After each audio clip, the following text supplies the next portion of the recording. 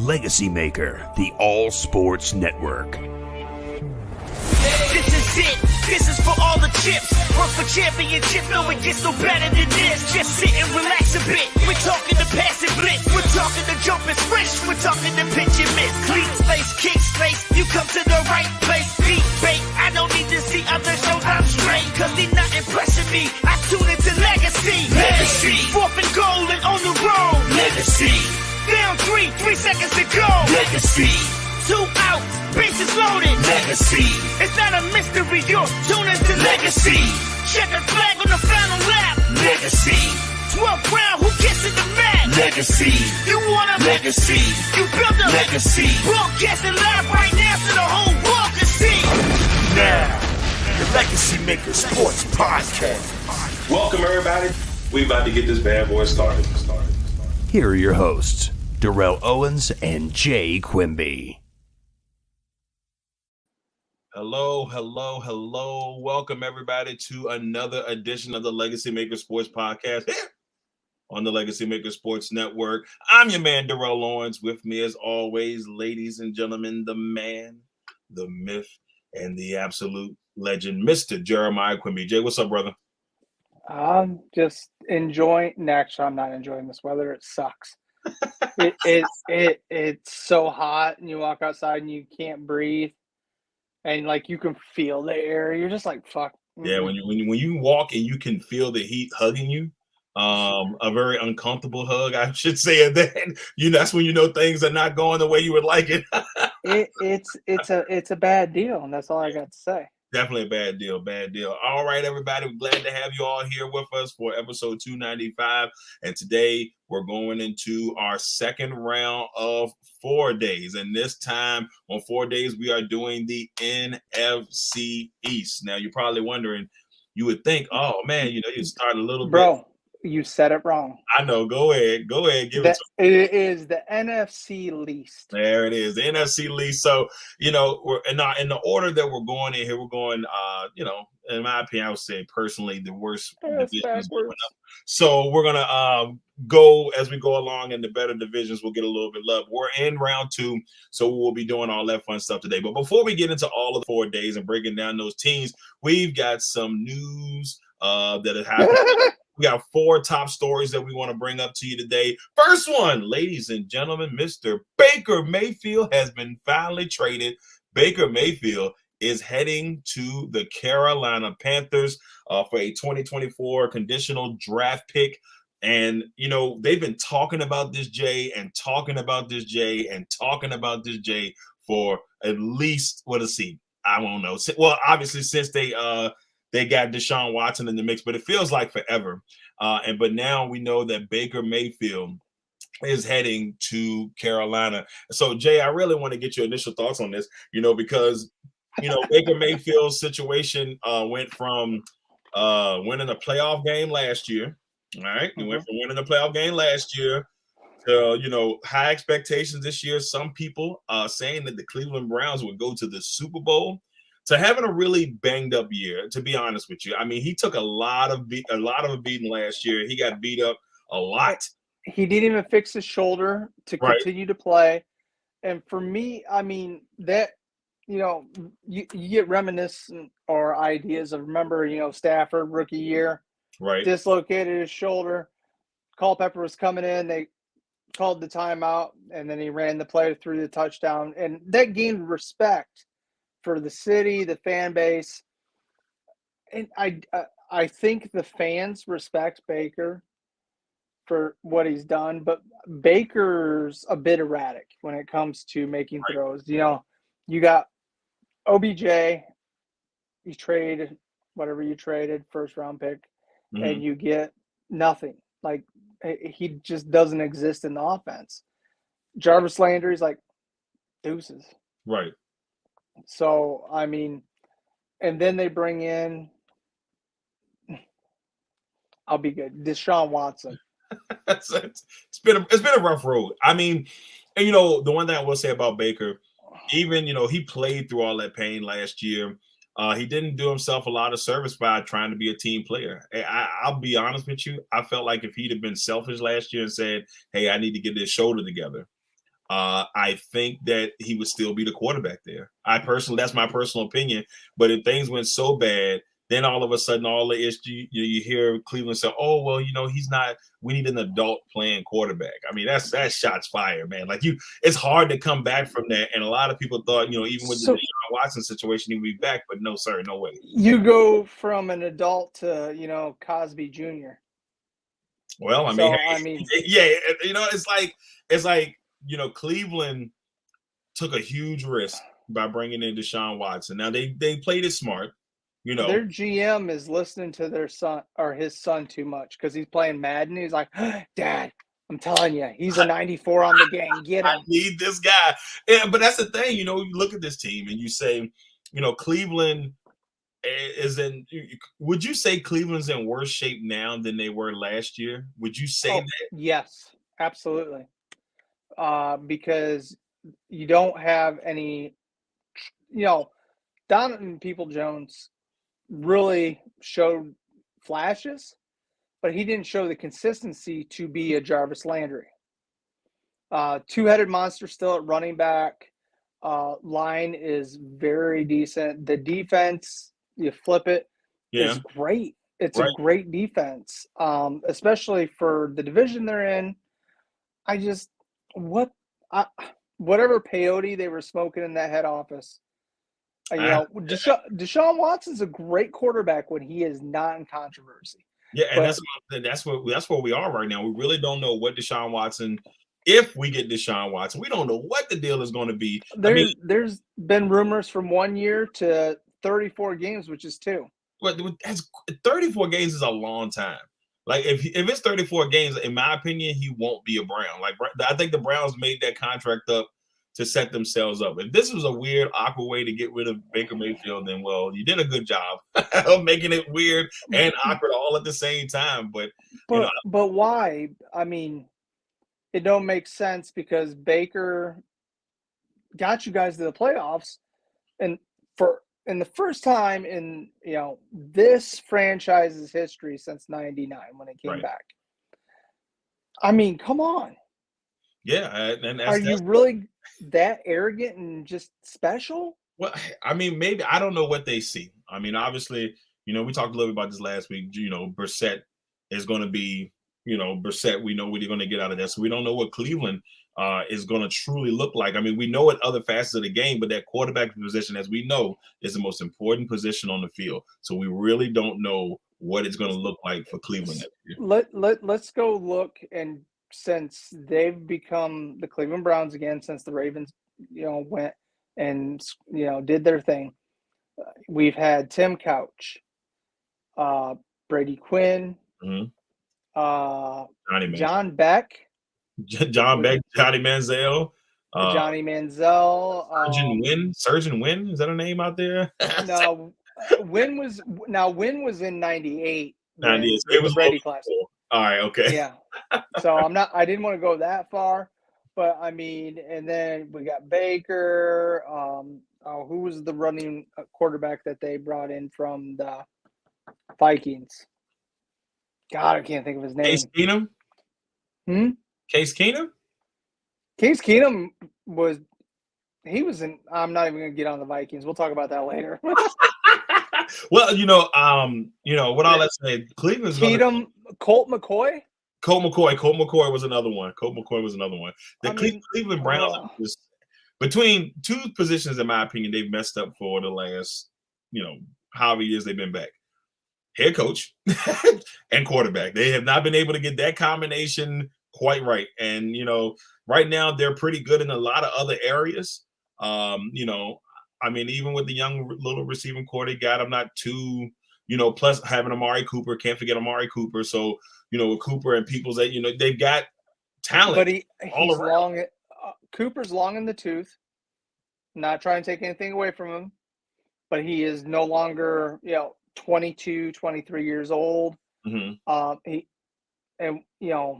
They got, I guess, for like half-eaten Reese's. So, I mean, it's a good deal. Right. But let's be honest. Your team needs wide receivers. Would you take Amari Cooper or would you take Jarvis Landry to play in Green Bay. I would have took Cooper in a heartbeat.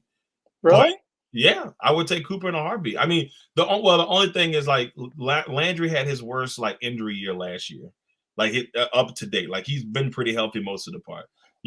Yes, Cooper has had his moments, but I've seen what Cooper can do. Obviously, with having a big time quarterback, I personally would have took Cooper, but at this point, I would have took anybody.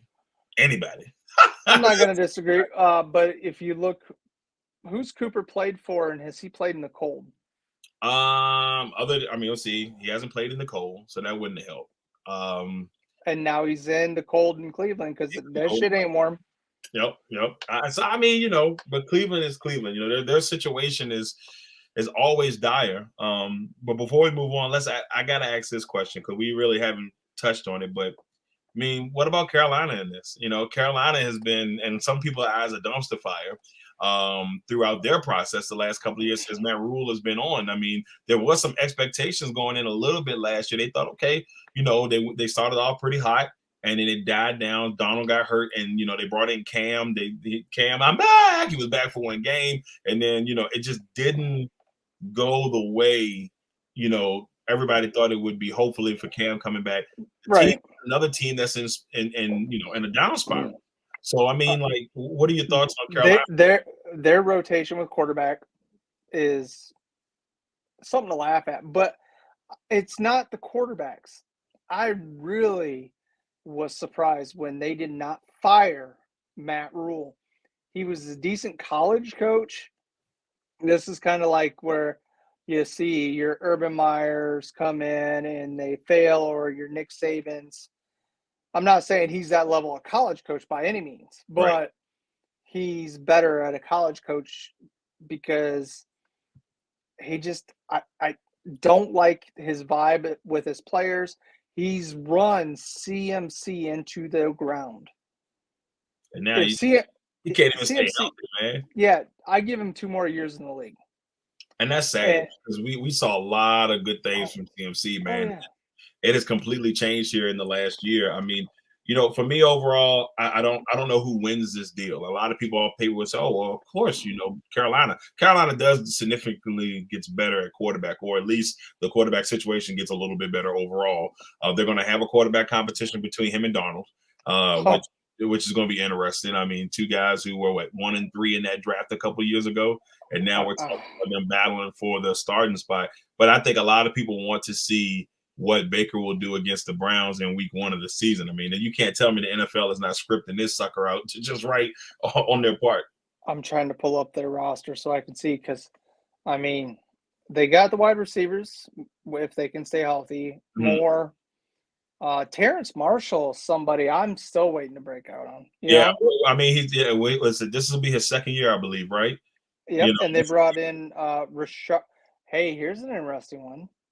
Rashard Higgins from Cleveland. Good pairing up. Yeah, I mean, they've got chemistry together, so that's going to help. I don't think Robbie Anderson is going to get the ball at all. What the hell are they smoking?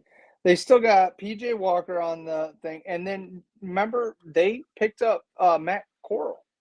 Yeah, they did. That quarterback room is going to be very interesting in Carolina, and I don't know if Matt Corral is going to get an opportunity this year. It may be still down the road type of thing, but it's just that it's even with Baker being. I was going to say, who's going to be sober? Oh, shoot. Actually, Walker for me is the better athlete / quarterback, my opinion. Right. I've watched him play. I like his arm. I think he just hasn't gotten the right situation. Again, Matt Rule is not an NFL caliber coach. Right. Period. Well, we're going to see how things go with that, man. That situation is crazy. Before we move on real quick, a couple comments out there. Becca Quimby, Cottenham Quimby, whatever way, or as I like to call her, BCQ. We're officially on a road 2 weeks in a row. That's right. Good to be back. Great to be back. Our man Aliko, my guys, Aliko, brother. Hope everything is going well out there. To hear from you again, bro. Yes, we missed you. Yes. And speaking of 49er fans, going from Aliko to Snowman in the morning, Cole Johnson with Cole Johnson, our man Snowman checking in. Hey, still trying to get right. Oh man. trying to get Roger Craig into the Hall of Fame as always. And then Becca said $10,000 already. Jay, come on, bro. I'm fucking sorry. I'm just sorry. Then Josh says, "Do you think he will be worth it to the Panthers?" I mean, what they gave up? Hell yeah. Yeah, I mean, it's a steal. It's definitely a steal. Definitely a steal. And our man Drew Willingham says, "Back in the saddle for another one." Yes, sir. We are. We are ready to rock and roll. Let's go ahead and get into topic number 2, and that's the NBA free agency, man. So the NBA free agency has actually been kind of weird, Jay, because it really hasn't. I mean, even though it's been a free agency, nobody has really went anywhere. Like, most of the free agency have been players going back to their teams and a couple of like shocking trades here and there. And it's been a little bit of a wild ride. The craziest thing is that the biggest talk is about the Brooklyn Nets, about 2 guys who are still technically under contract, and that's Kevin Durant and Kyrie Irving. And I feel like we're always somehow Kyrie is always in the news. I feel like we're always finding a way to end up having to talk about Kyrie. But this time we add KD to the mix. A lot of big moves though. A lot of supermax deal. A lot of big money being tossed out there, Jay. A lot of big money. But I mean, let's be honest. In a roundabout way, that's a good thing, because you know that there's the Bulls giving Gorgic, I can't say his last name. Dragic. Yeah. A max. I know he brought in veteran leadership, but is he really worth the max? No, not at all, man. Like, Dragic was great for us. He was great for us in Miami. He's not. That's like what is that? Who's that guy you guys gave the really, really good deal to, and he, sat on the bench? Delonte. No, it wasn't West. It was shit. You hate him. In Miami? He was in Miami. I don't think he did. Whiteside? No. Guard. Oh, Kyle Lowry. Man. Man, Lowry can kick rocks. You know how I feel about Lowry. I've been saying it for years. I'm like, I don't need 34 points one game, 2 points the next game, but that's Kyle Lowry. But with that being said, all these supermax deals, but it's good to see players staying with their teams. Free agency is usually like a wild tailspin, but Devin Booker signed a supermax. You had Bradley Beal signed a supermax deal. Karl Anthony Towns, Ja Morant, all these guys signing to stay put. Zion got a rookie max. Now, I'm going to give the Pelicans, and this don't happen much, credit, because there is clauses in there for him to stay healthy in order to cash in. If he don't stay healthy or stay at weight, he don't get money. They got to get out of it. I'm still, with Zion, I'm still kind of questioning, and I hate to be this guy, but I don't know what, maybe it's just me, but I'm kind of questioning where he was last year mentally. And then you go into the end of the season, and he made the quote that, if we'd have went to game 7, I'd have played. Like, I felt like he could have played in game 6. He just, that's the thing. He was waiting to see if they were going to win. You're in the mud and the dirt so you can enjoy the glory later. Yeah. That's the whole thing. Exactly. And the one thing I was just like, was the Jazz and that trade they did. I know they wanted to give their money to Mitchell, but Gobert has been defensive stalwart of that team for a hot minute. Right. I was surprised. I mean, anybody that plays, Timberwolves, they're screwed. Well, Minnesota made the playoffs last year, and even with them making the playoffs, they won that one playoff series to get them into the next round to lose. But they got in there in the play-in round, and they were able just to get that one. And, now, to me, I feel like they're a little too big. I mean, you got Karl Anthony Towns, which is probably going to move over to small forward. You trade for Gobert. He's going to be your big man, obviously. So defensively, it's going to be phenomenal. But then they traded Patrick Beverley, who's always been a great defensive guy. And they move. So he's getting, again, another player that's getting old. Mm-hmm. So find you some younger talent to bring, the ball down and do what needs to be done. Yeah. I think the biggest offseason move that we saw that was probably not a person staying with their team, obviously other than the trades themselves, was Jalen Brunson, who got that big deal to go to New York. Not a lot of happy New York fans. All right. But, I mean, it's not a bad deal because if you look at it, Luka lost the guy that was giving him help to take the focus off of Luka. Mm-hmm. So, I mean, but then, kudos to them because the other guy they paid is the first drafted Knicks player to sign another deal with the Knicks this century, I believe. That's crazy. But I stand corrected. No, wait. Because, nope. Actually, this century, yes. Man, that's crazy. That's crazy that's something that's happened. But the NBA offseason has been crazy. Let me ask you this before we move on. Obviously, Kevin Durant and Kyrie are the talk.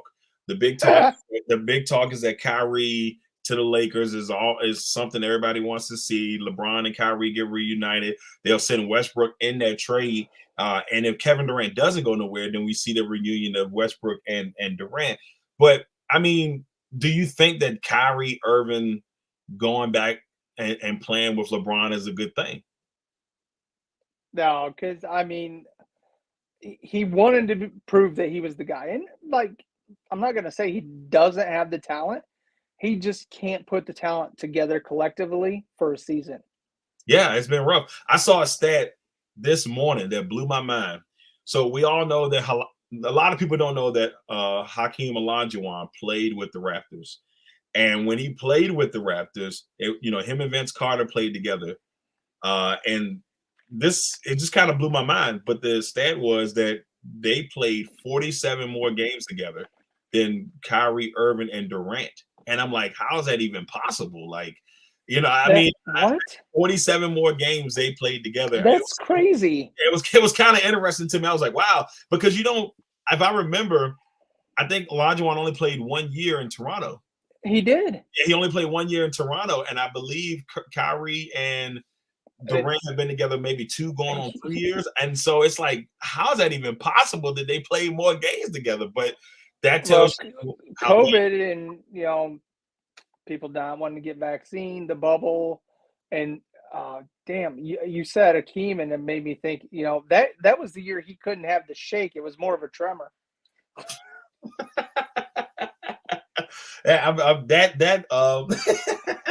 I don't know what to really say when it comes down to it overall. And Golden State really messed up because they lost a lot of key bench players. That's true. Now they kept Looney, but they lost some other pieces. We still don't know what the deal is with Wiggins. Wiggins hasn't made his move yet. There's talk now that Kevin Durant could go back to the Warriors. Not sure how I feel about that, but it is a possibility. But if he goes back, that is gonna taint whatever legacy he had. I'm sorry. I think the first time I felt like I was one of those, probably the one. Maybe a couple people that thought that, Durant going there was treason. The people hated it. If he goes back this time, bro, I can't defend you this time. I can't defend you for going back because now it's like, well, I went out and tried it didn't work. I got to go back to where I know I can get more rings. It's not going to look good. Like, I feel like he can't go there. I know Miami's in the mix. I don't know how, I just don't know how to really go about that. As long as they don't trade the young guy, man, Nikola Jovic balled out yesterday in Summer League, 25 points, 9 rebounds. Man, I'm telling you, man, I was so just baffled by him falling, and EJ Lytle, I believe is his name, the Ohio State guy, falling as far as they did. Hey, look, I'm glad he fell. He fell right to the right place, and I pray that if we make any trades, don't put this guy in the package pack. Keep him around. I want to see how he does. All right, before we move on to the next top story, and they believe this is LA for whatever reason. Keep saying Facebook user. I hope I didn't block LA. If I blocked you, man, I got to go figure out why that's happening because that shouldn't be the case. We didn't block him. Is that Jay looking like a fresh gyro sandwich with extra sauce? It's gyro. Is it gyro? I don't know. Right, I am. I've heard people call it gyro. Yeah, well, go to one of the stands in New York City and listen to them. I'm not trying to get beat up. Those Greek guys go nuts. I know. I ain't trying to get the hands. Before we're done with the NBA, just one thing. Mm-hmm. A very, very under the radar move, unless you're a Celtics fan, was the trade that first round pick to get Malcolm from the Pacers. I love the move. It's a great Boston Celtic move. Yes. You bring in a guy who's been a really good point guard in the league for the last couple of years. Every year he's gotten better. He's gotten better. And now this is going to give them a stable point guard, a stable guy to go along with Brown and Tatum. I mean, the Celtics right now, if I had to choose, they're the favorites going into next year. Not my boys, as much as I love my squad. They are the favorite as of right now. I'm with you. I love my Cavs. I didn't like they got their 3-and-D guy. Not gonna match, but their other 3 picks. What the? Are you retards? Yo, look, we're gonna see. We're gonna see how it all rolls. I know. Time will tell the truth. Go ahead. Next. The truth. All right, now next one. Oh, this one is a very fun one right here. UCLA and USC are heading to the Big Ten in 2024. That's the big news that came out this week. It threw me for a loop. I had no clue that this was even being talked about. And for this to come out, I was like, wow, man, UCLA and USC. Jay, you know how I feel about this.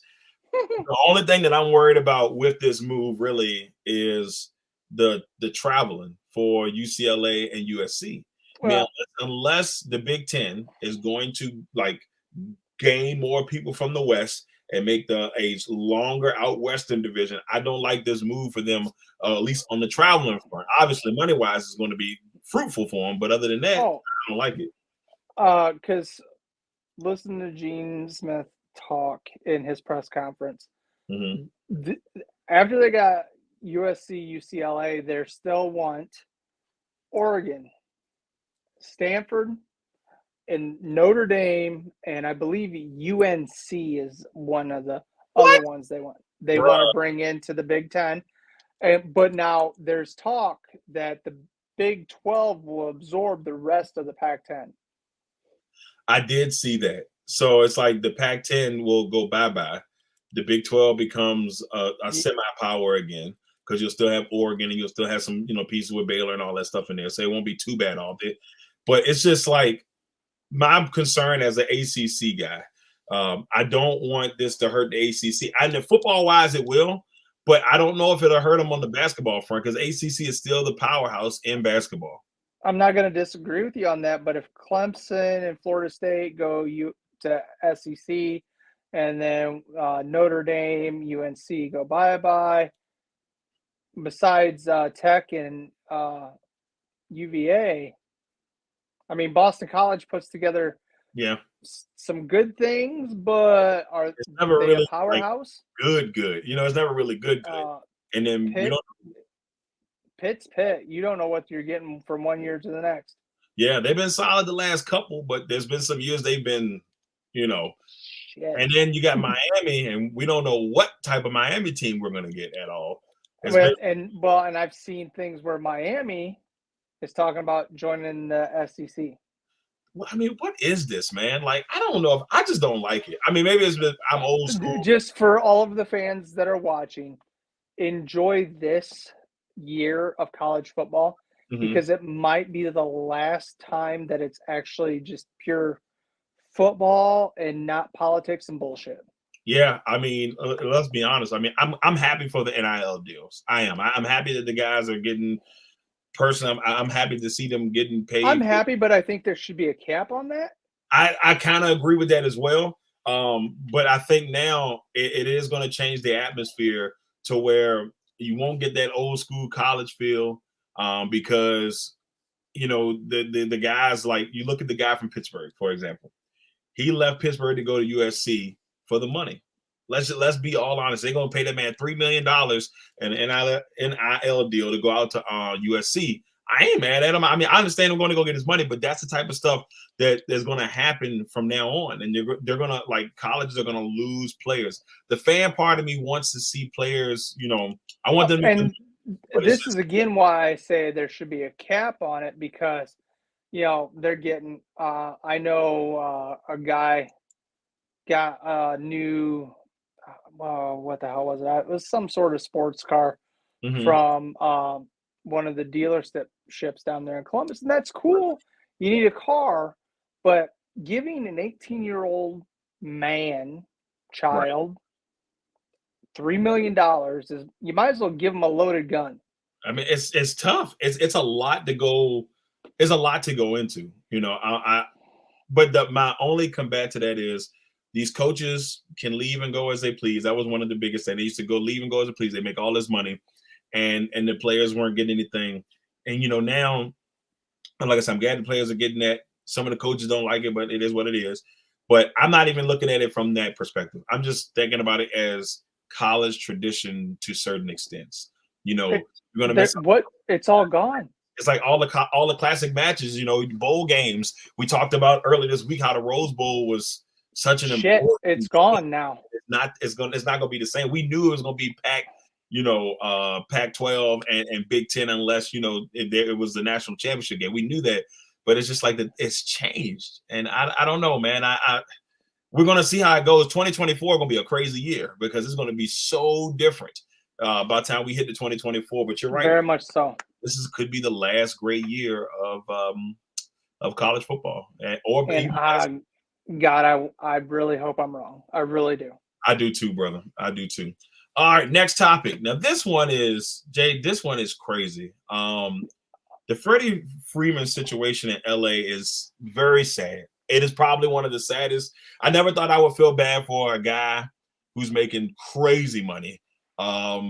But when you know that a guy is loyal to a city and he doesn't get that opportunity, that last opportunity to say yes or no after a contract or after a offer was made, and he never hears about it. And he said that looking at that offer, he would have took it. Let's understand the Dodgers are playing well. So it's not, he could easily be like, no, I'm good. But when you go back and look at it, he didn't even get the opportunity, Jay. Get the opportunity. I mean, honestly, when I heard about him going to the Dodgers, I lost respect for him. Right. Because, for me, I love, I got to hear him talk about how much he loved the opportunity they drafted him, they brought him in, worked his way up. Him and Hayward were together, and Hayward, I don't even know where the hell he's at. I think he's in, last time I knew, Cleveland or not, Chicago. Chicago or somewhere. He's out there in the Midwest somewhere. Yeah. And, for Freeman, he kind of gave you that Chipper Jones vibe. Right. His loyalty, he was going to, you really believed in your heart he was going to be a Brave for life. And then when you see that, you're just like, you're just, why? Money doesn't give you, and this is, maybe I'm dumb and could be why I'm poor, but I'm happy because loyalty is a huge thing for me. You know this, my wife knows this. That speaks volumes about a person. And after this situation, firing his agent and just the look of like defeat on his face, I hurt for the man. I never thought I would say that, when a money situation, I should say. I mean, there's been other reasons, but to see the pain in his face, like that guy didn't want to leave. He didn't want to go to LA. Now, obviously, he's from that area, and he's close to his home, and I think that was a large decision in him going out there. But when you go back and look at it, I remember right before he signed, he was very upset. I remember he was very upset because the Braves had went and traded for Olsen, I believe, from the A's, and everybody was like, "Yo, well, he's a first baseman. He's an all-star. They're pushing past Freddie Freeman." But now that I go back and look at it some more, my question is, what did his agent say to the Braves for them to go make that deal? Because I feel like now he said something to give the indication he wasn't coming back, and the Braves said, "Look, we can't lose out. We can't not have we have an opportunity to replace Hall of Fame player, right, with a all-star, we cannot miss out on this. We got to stay relevant because that's who they are. I mean, shit, what was it? The Braves like 22 in a row. That's crazy. So that's the thing, man. Like when I go back and look at it, that's the thing that kind of next year. Do we see Freddie Freeman back in Atlanta? I'm going to say yes. You know what? Somehow, some way. I don't know if what he's gonna have to do, or if the Dodgers would even make this move happen. But he's unhappy, man, and I hate it for him. I never thought I would say that about an athlete making that much money for, especially on a contract. But to see the heartbreak, hey, that man, it was like, man, that's rough, man. You can tell he truly cares about Atlanta. Like he cares about the franchise, he cares about the fans. He cares. Absolutely, because a lot of people thought once he left once he hit that end of his career, he'd do the Brian McCann thing, come back 1 year, be done. And I want to see Freeman back. He really, truly is the heart and soul of the Atlanta Braves. Yeah. I mean, I think the fans really let him know how much they cared about him when he came out. And it's just the picture, and I'll bring the picture back up real quick before we go. But you can see it here. I mean, it's in his face, man. His eyes say everything. His face just says, this sucks. Like, he didn't even want to get on the plane and go home. He doesn't even look right in the Dodger uniform, man. It's like, some people should, like, that's how I always felt about Griffey. Like, Griffey never looked good in any other uniform to me. Like, Reds, and a lot of his big achievements happened with the Reds. But nothing, he never looked great. And, like, when you see your guy. But he built that foundation right, that his achievements happened with the Reds in a Seattle Mariners jersey. Exactly. And with Freeman, you got to think about it. Freeman was there when the Braves were struggling. And he helped this Braves team get to where they were. And it's like, that's a big moment for them to start where they were struggling to where they went to win a World Series. And that's that loyalty part that. I still look at, when we gave Travis Hafner the money and we didn't keep CeCe, and CeCe played another like 8 years after Hafner did. Right. And it's just like, what? It's tough, man. It's a tough deal, man. I hope that everything works out for him, man. I absolutely. never thought I would feel sad for someone, but I'm telling you, man, it just hurt my feelings. I said, man, poor Freddie Freeman, he don't deserve this. Man, he don't deserve this. But absolutely, how the cookie crumbles from time to time. But all right, everybody, that is it for our top stories. Did you say that's how the cookie crumbles? I did. Did you just pull a Jim Carrey? I did. All right, everybody, it is time for 4 days, and now we are starting with the NFC East. This division, or the least. I saw Jay was about to but the NFC least, and it's been like this for the last couple of years, on and off. One team usually does really well, and the other teams are like, I don't know what I want to do today. And so now let's talk about this division, Jay. This division has potential to do a lot better this year, but we don't really know if that is going to end up being the case. Again, potential is only what you do with it. Exactly. So first team we're going to start off with in our 4 days is the New York Football Giants. All right, so the Giants last year 4-13. They were fourth in the division. They had a couple of draft picks, Kayvon, and then they also had Evan Neal. They had those within the top 10 picks. And then they lose Logan Ryan, probably one of their biggest losses. They had some other losses in there, but Jay, your thoughts on this? I mean, when we go and look at this and this Giants team, new head coach, what are your thoughts about the New York Giants? I'm just there's too many question marks on the offense. Like you look at the defense looks really solid. Last year's second round pick out of Georgia, Aziz, was a monster, and I want to see him continue to build. You got Thibodeau in there. Julian Love was a fourth round pick. I had him as late second. And so I'm just waiting to see what he can do. Adoree Jackson, I think, is overrated, but they let Bradbury walk. No, I'm kidding.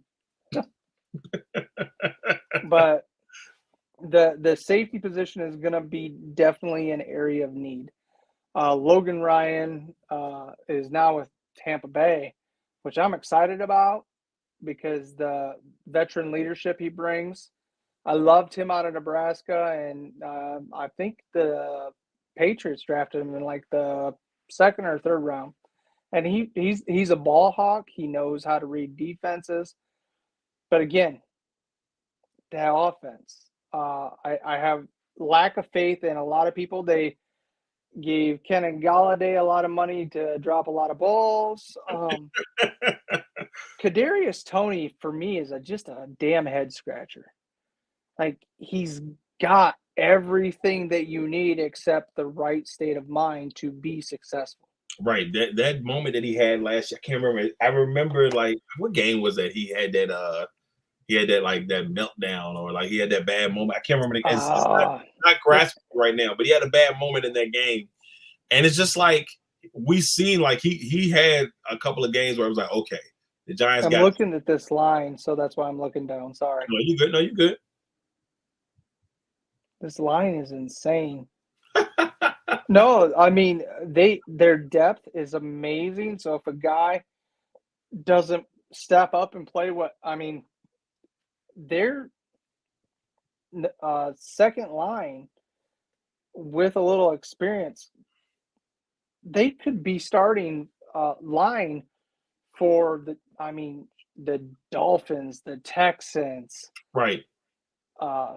Trying to think of other people that have shitty lines. Oh, the Seattle Seahawks.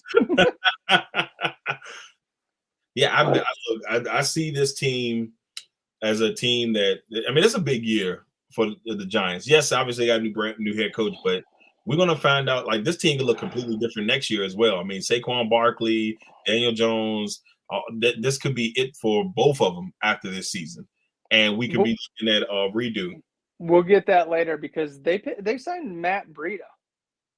Yeah. And he is if you look at the size of him and his speed, he's going to be taking some carries from Barkley. But you know what? That might be needed, though. I think they needed a guy that can kind of supplement with him until he gets back.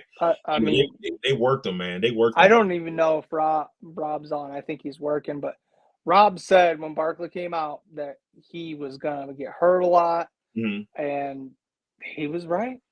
Barkley, they ran him into the ground his rookie year, and he has not been the same. He's been nicked up quite a bit. So we'll see how this Giants team play out. They've got a lot.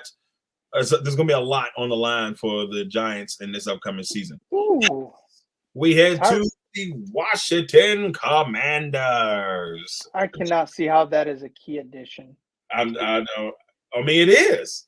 Think about it. I mean, Carson Wentz, what was their quarterback situation? Even though it doesn't get but so much better maybe with Carson Wentz in there. But it's still compared to what they had. Well, okay, let's just pump the brakes there, Darrell, because Taylor Heineke was unheard of until late in 2020. Mm-hmm. He comes on, he runs that offense very efficiently against the best defense in the league that year. Mm-hmm. And, he comes out, he's got issues because people can't stay healthy. People can't, block. So, he hit normal stride stuff that happens to quarterbacks in their first year. And then all of a sudden, we're going to get Wentz. It's just batshit crazy to me. Well, I look at it like a lot of people give Wentz a really bad, his career hasn't been probably what a lot of people thought it was going to be after maybe year one, year two.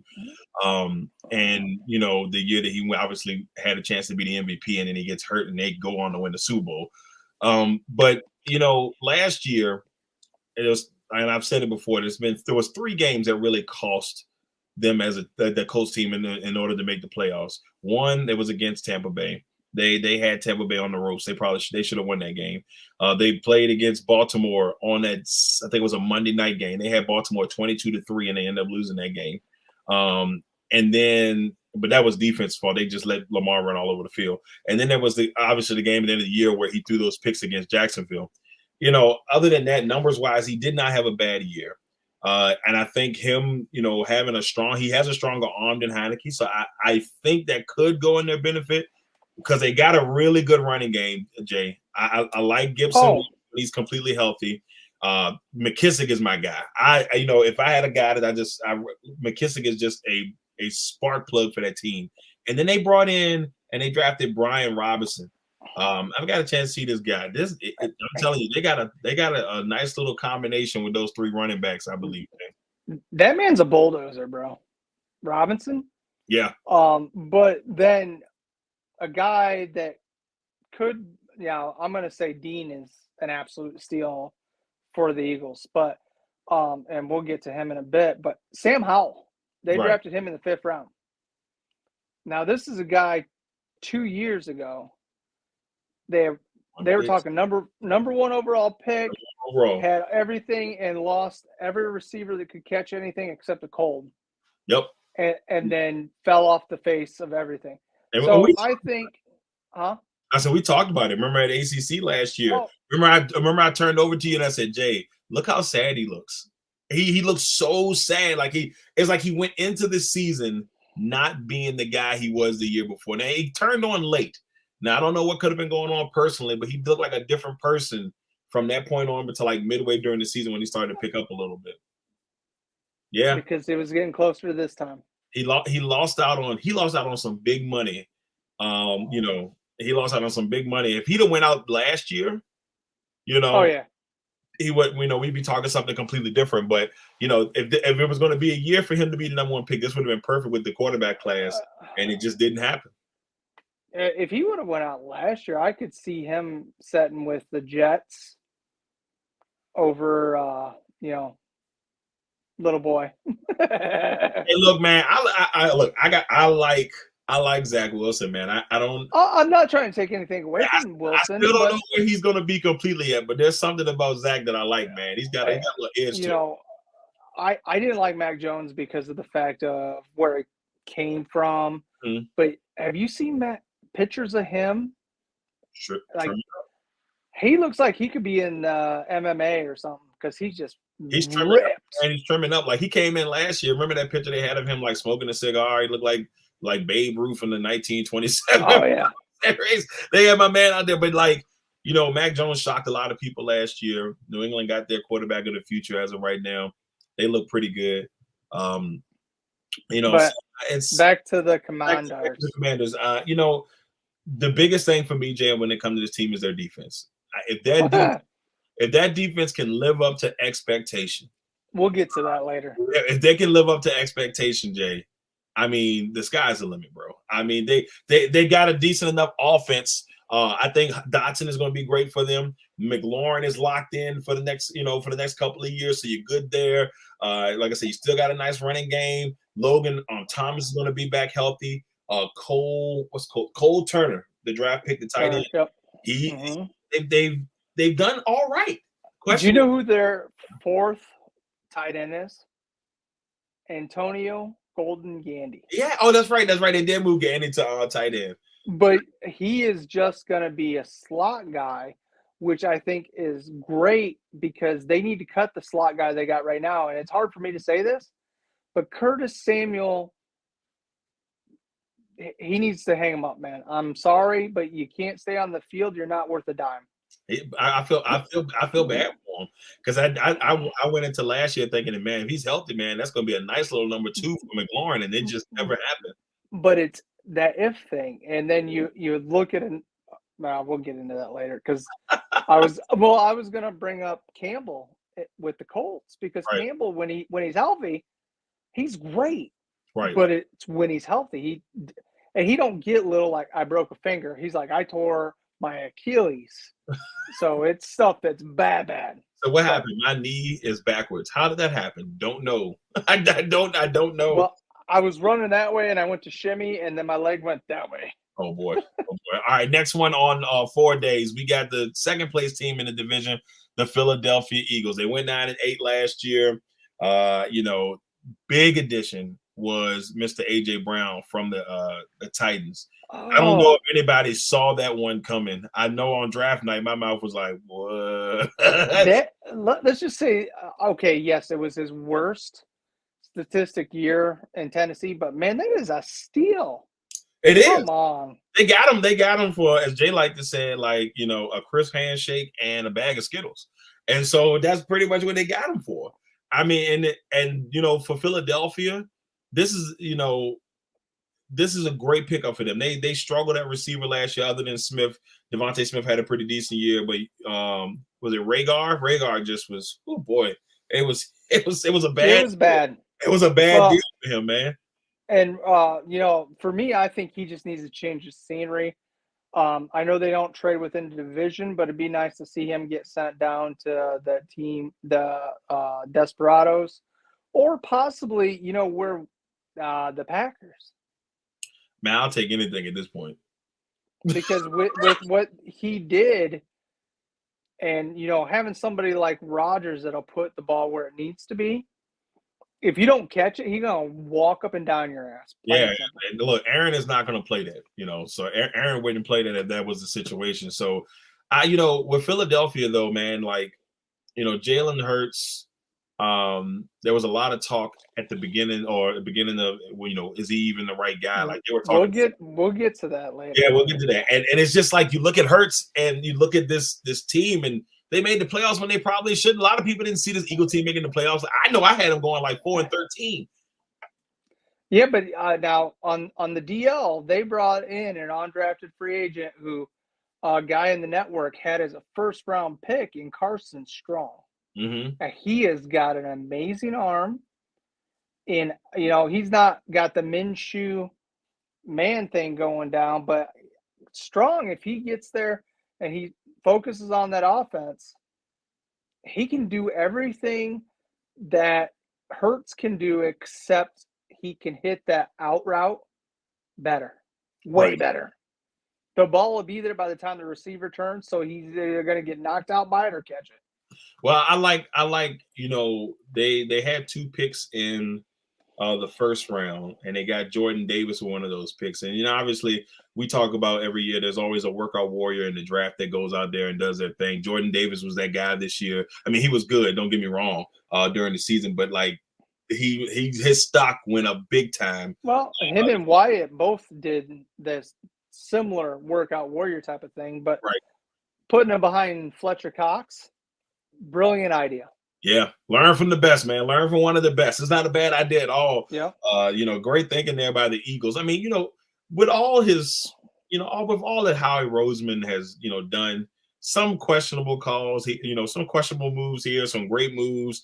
You know, he's done a lot of, it's been up and down. But the one thing you can say about Howie Roseman is that he will give it a shot. He will go out there and he will do the best. If he'll do what he thinks is best for that franchise.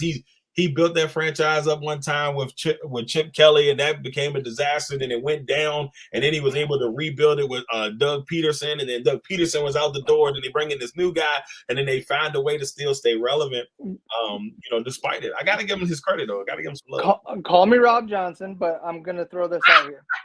No. Now, as far as Dean being a 3rd round pick, if his shoulder checks out, he will be in the running for Defensive Rookie of the Year. Yeah, man, they got to steal. I mean, there's a lot of people that had Dean in their first round, and for them to get him in the second, like I said, it's just a great pickup for Philadelphia. Jacksonville took Lloyd out of Utah, and people had Dean higher than Lloyd, but the hit against Dean is that he's barely 6 foot. Right. There was a guy in the draft almost a decade ago now. His name was Levante David that got hit for the same thing. I mean, okay. I was about to say it has been something, you know, with Philadelphia. And like, we don't, like, for me, with Philadelphia can win this division this year, or they can go completely to the bottom. Well, somebody said something about that super team shit. They need to keep that just in their fucking head. Yeah, erase that out of your mind. Please erase that out of your mind. Don't let that stick in there. But yeah, this Eagles team, a lot of expectations this year. And we'll see what Jalen Hurts and the boys can do. Next one, last one, the Arlington Desperados. Last year they were 12-5. And, they get into the playoffs, and unfortunately, in Desperados fashion, they lose critically in the first round. How can you call Malik Hooker a key addition when he was there last year? They signed him back. But he was already there. They didn't have anybody else. Look, when I looked on the list of people that they brought in, signing him back was the biggest addition they could get. That's all they had. They lost Gregory. Who else did they lose? They lost Gregory. They lost Cooper, and they lost. what's the guy name? LaSalle. They didn't really gain anything, and so the only thing they really did was sign my man back. The Desperados are one of those teams that obviously every year the expectation is super high for the Desperados. The fan base is always ready for them to make the next move. And the fan base is still thinking it's the mid-90s or early 90s, mid-90s, where they're America's team. Well, America's team better step up because America's starting to suck. So when we look at it, they go into this season. I've seen some things where they say Zeke is at his healthiest he's been in a long time.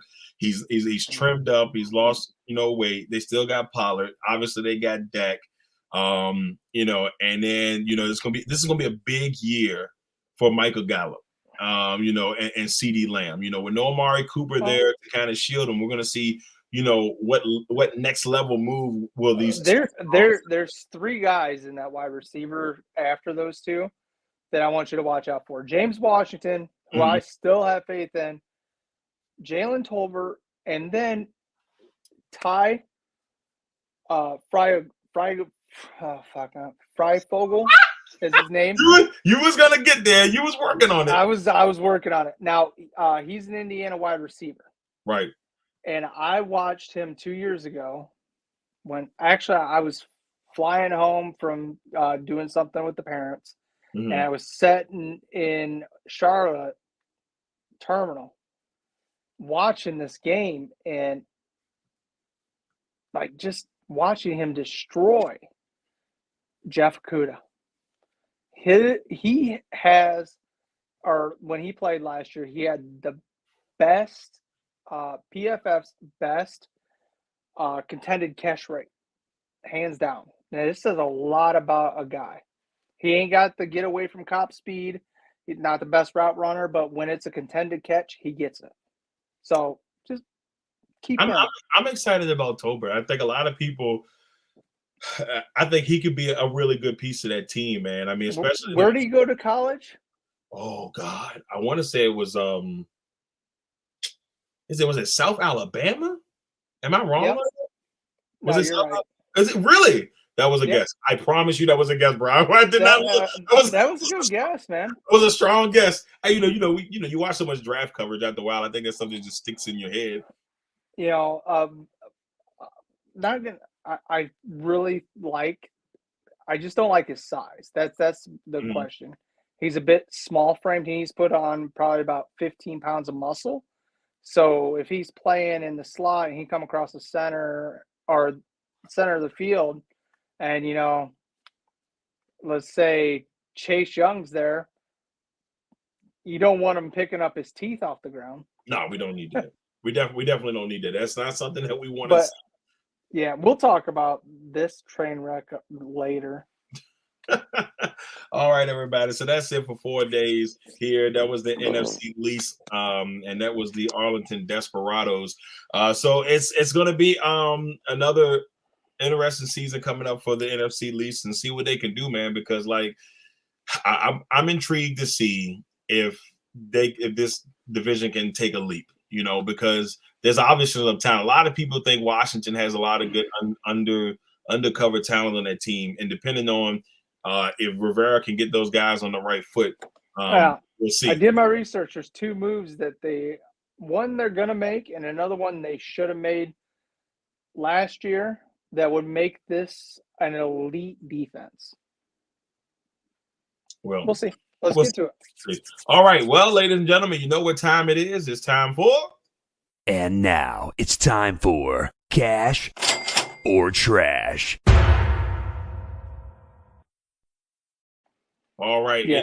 Time for a cash or a trash here, and we sticking with the theme of the AFC, the NFC least, and we're going to start off by talking about Philadelphia. And the cash or trash is this: cash or trash. Jalen Hurts is the long-term answer at QB for the Eagles. Cash or trash? Trash. Like, I'm not trying to be hard on the man, but I just the one thing he's missing, the one thing is he does not have the leadership. If you watch the sidelines, you see him go over, he looks down, he goes right to that. He don't talk to his offensive line, missed wide or catches by his wide receivers. You see Minshew doing that stuff.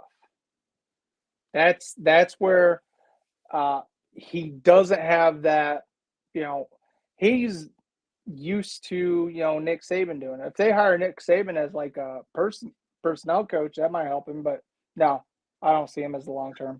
All right, so I'm going to trash this, but it is not.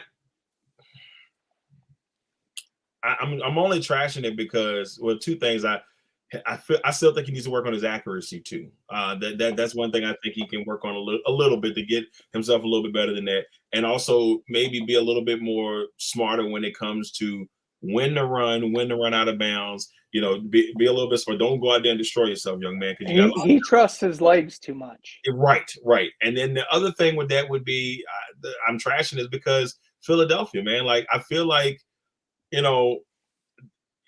made the playoffs last year and they were still calling for him to be out. Like fans are like, get out of here. And, they tend to listen to the fans up there just a little bit. You're terrible. Like they made it to the playoffs.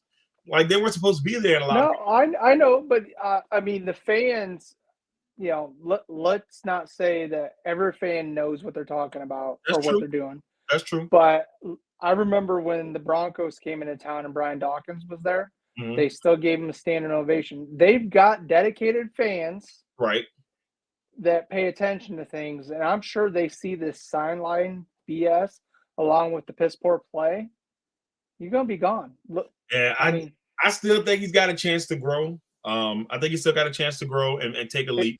But this year is critical because to be honest with you, he may not be there after this year if things don't go well. You know who might be their quarterback next year if they don't draft one? Who? Besides Carson Strong? Love. You can have him. Merry Christmas from me to you. Well, probably for a 7th round pick. Yeah, I don't know, man. At first I used to think that, I don't think they're going to trade him. I think they're going to keep Love there unless he asks to be out. He'll be there to Rodgers. Bro, I watched a video when Favre was still in Green Bay and Rodgers came in to take the last couple snaps. Mm-hmm. And the announcer's like, well, God help us all when Aaron Rodgers takes over because I don't see us doing anything. Well, and look, I'm hoping that's the same attitude they had with Love, and Love can change things around. Next one on Cash or Trash. Time to move on from Saquon Barkley and Daniel Jones for the Giants here. Cash. They got to go. I don't feel if my power goes out, my bad, because the storm is here. Yeah, I can hear it creeping. I can hear it creeping too. This head coach, I'm not impressed. Flores should be here. If Flores was here, I would pick the Giants very close to the Desperados to win this division. Man, I want to I don't like Brian DeBoll. Mm-hmm. I just no. I'm gonna trash. Well, no. I'm gonna cash it. It is time for them to go, or at least Barkley can't stay healthy. Daniel Jones has shown flashes of man, he could be really good, but it just hasn't come together now. But in Daniel Jones' defense, he's had 3 head coaches. So I agree, but then you go back, we could say the same thing. Alex Smith. That's true. Josh Rosen. I mean, we can pick lots of quarterbacks. It's always the quarterback's fault not to absorb what needs to be done. And, he's had good moments, but he's also had boneheaded moments. Yeah, like the run, man. My man was gone, man. He tripped up. I was like, oh my goodness.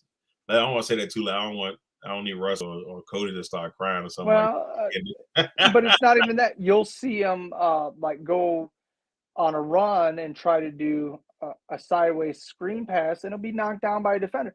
If there's a defender within 2 yards of you and you go to flip it, you're dumb because that they have the acceleration to go grab that ball and run it the other way. Right. The Giants last year was a disaster. The play that still gets me was the that 3rd and like 11 and they took a knee. It was crazy stuff they had doing. I remember watching them like, what is going on, man? So hopefully this year they can get it together. But unfortunately, I think it's time to move on from Saquon Barkley and Daniel Jones. Next one, cash or trash. The Commanders' defense will finally live up to the hype. Trash. I'm going to say it because, first of all, their defensive coordinator, I used to respect the man, but he is a racist tool and he needs to be fired. I'm going to cash it. I really do think that they got a chance to live up to it. I think they got a chance to live up to it. There's some pieces on there, man. But now, there's a lot of pieces, but 2 things you got to look at. Allen and Payne are right there getting ready to be they want the monies. Right. And then in the second round, they take Fedorin Mathis, who is this identical player to those 2 guys. Yeah, I don't see Allen. Allen, I think Allen signed a contract. But okay, but Payne's gone. Payne's gone. Payne's gone. I don't see them signing Payne, especially after they signed Terry to all that money. I don't see it happening. And they let their elder, their leader, the playmaker Matt Ioannidis walk away. Yep. And then when they signed, Jamin Davis was just no. Jeremiah Asamoah Okuda. God bless him. He tried it. He's the guy they should have drafted. Last year, he was phenomenal once he got on the field. He was all over the place, making plays. Jamin Davis cannot run up and clog the middle the way Luke Kuechly could. Yeah, I was hoping. I still think my thing with Davis is maybe he just didn't have the right, people there to help him along. I know they had Thomas Davis in there, but Thomas Davis didn't really play. I think he was there like more. It felt like he was there more in the coaching role per se. But the kid came out of Kentucky, guns a-blazing, and it looked like a really good pitch, a really good pick. So we're gonna see. There's so much young talent that is the untapped potential on this team, Jay. I just hope that this is the year. So I'm cashing it off of hope. Jeremiah Asawasu Koramoah. I'm trying to be like Lamont. No, man, only Lamont, bro. Only Lamont. Last one, cash and trash. The Arlington Desperados will make it to the NFC Championship game. Trash. And they have one move that they got to make. And it hurts me to say this again. Either redo Zeke's contract or cut his ass. Tony Pollard is a better running back than Zeke Elliott. Right now. Now is Zeke? No, let me say this though. Do you think Pollock is having the success he's having because Zeke is there? You see what I'm saying? You know how and I'll give an example like with Juju and AB. It's like he came in and AB was out here. If you go look at Pollard beforehand, Pollard was the same exact player. He didn't flash and run over people the way our OCs want their running back to be. But he's reliable. He's a 3-down back. Great hands. We see him make plays that wide receivers on that team can't make. So, they definitely need to do something. Zeke needs a reality check and get back to playing football, or he's got to go. I am going to trash it, mainly because they're going to find a way. Since in the end, they're just going to find a way. There's a lot of potential on this team, I'm not even going to say potential. there's talent on this team that never lives up to, the hype. And it's unfortunate because we've seen how good they can be. They were really good against bad teams last year and the year before last. They were really good against bad teams, and against good teams, they were either it was like right there, like they lost to the Bucks. There was a couple other teams they lost to that it's like they win the game. I think we play them again this year too. You do. You do play. We play them this year as well, and I think we play them in Green Bay this year. So it's when you look at this team, it's like, can they get past that block? It's like some teams just have, like Green Bay has that block. Green Bay can't get back to the Super Bowl to say their lies. It's like they get to the playoffs and they can win a game in the playoffs, but they just couldn't get past the NFC Championship game. And Arlington has that block. They can't get, like, first round is like, nah, bro. Can't get out there first round. I agree. Yeah, Jalen Ramsey, I've seen yes, I've gotten onto Instagram and Twitter because I'm trying to grow into the realm of this other bullshit. But Jalen Ramsey said him and Trayvon Diggs are the two best corners in the league. Now, Trayvon Diggs does one or two things. Either picks the ball or he gets burnt. Or gets burnt. I mean, look, if and I know this is the young folks saying, but if being in the right place at the right time was a person, that would be Trayvon Diggs. I mean, look, the kid that he does have talent. Don't get me wrong, but I mean, a lot of those interceptions were just right place, right time, and he just was there to make it happen. I guess I mean, but I guess that's your job. That's your job, But we'll see what the Desperados do next season. All right, everybody, that is it for episode 295 here of the LegacyMaker Sports Podcast here on the LegacyMaker Sports Network. Once again, thank y'all all for tuning in for another week of the podcast. We'll be back next week with 4 days. Once again, next week we're doing the AFC North. So we'll be doing the North next week. We'll get to talk a little bit about Kenny Pickett and the Steelers and the Browns a little bit more, and then we'll get the Bengals and so on and so on. Give it to my strong hand. Oh my God. With this guy. All right, everybody. Look, love y'all. Truly appreciate it. Jay, is there anything you want to say before we get out of here, brother? God bless. Call your people every day. Don't care. Take time. Tell them you love them. Send them a text message if they're up to date on text, because you never know. Right. What the man upstairs plan is, whether they'll be here tomorrow or not. That's for all of us. So I love you, Ro. Exactly, man. I love you too, brother. Look, I know exactly what you mean on that one. You just really never know. So all I got to say is, everybody, y'all take care of yourselves out there. Have a good one. One-on-one dropping tonight, episode 59 with my man Mike Patton. That comes in 11 minutes. In 11 minutes. So I'm going to run off of here so you can magically see me change shirts and do another show in just a few minutes. All right, everybody. Once again, thank y'all all for tuning in. We love y'all. We'll see y'all back next week for episode 296. I'm Darrell Owens. We better get the 300. We're getting there, man. Look, I'm tired of waiting. If I'm not mistaken, we should be at 300, I think, in the middle of August. If I'm not mistaken, I think middle of August. We're only 5, 96, 97, 98, 99. And then we got 300. No. So 5 years. I've been waiting to get 300. We got to 200 like that. Yeah, we're doing 5 shows a day. We're doing 5 shows. I'm just saying. I know, but that's all right, though. We're back on track here. Glad to have y'all on. Love y'all. Y'all take care of yourself. I can't get my words out. Y'all take care of each other out there. We love y'all, and we'll see y'all later. Peace.